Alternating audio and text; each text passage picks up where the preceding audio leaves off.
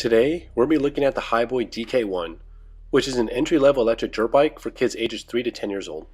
So in this video, I'm going to be discussing specifically the off-road capabilities of this bike. So now, let's see how the Hiboy DK1 kids electric dirt bike handles the dirt. So in my initial video on the DK1, I had my daughter ride around our neighborhood and the bike did fantastic. It was whisper quiet, so my neighbors never got annoyed by any noise. It had 3 speed levels, so my daughter never felt intimidated to ride it. It had great battery range, and most importantly, my little one was having a ton of fun riding it around. But what if you don't want to ride around the neighborhood, and you want to take your kid to do some off-roading? How does the Hiboy DK1 perform? Surprisingly well, actually. The first thing to note is that most of us probably don't live next to a dirt field, so you're probably going to have to transport the bike somewhere.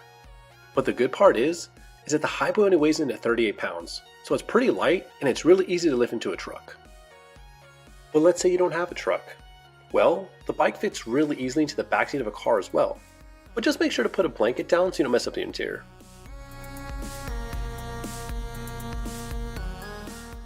So the DK1 is an entry-level kids electric dirt bike that definitely leans more towards a toy than an off-road racing machine. And something you do need to keep in mind when taking this bike off-road is that this is not a competition level electric dirt bike like the ones from KTM and Honda. Now, does that mean that it can't go off-road? Of course not. Actually, it goes off-road really well, but you have to keep your expectations at a realistic level. I was able to take my daughter riding on some local riding spots, and she had an absolute blast riding around. And the best part is that since it's electric and it's silent, no one came out to complain about riding up and down the road. And that's really where this bike shines. I have a gas-powered dirt bike, and there's nowhere for me to ride within an hour of my house. But with the Hiboy, I was able to take my daughter to dirt roads and little riding areas within 5 to 10 minutes of my house, and I was never worried about upsetting anyone because of excessive noise or destroying the trails. And anybody who would buy us would either smile, wave, or ask about the bike. So far, I've been pleasantly surprised by the Hiboy. It does really good on streets, dirt paths, and dirt roads. And I would be confident to take it to a PB track for my little one to ride around all day. But even though I really like this bike, there are a couple minor weaknesses.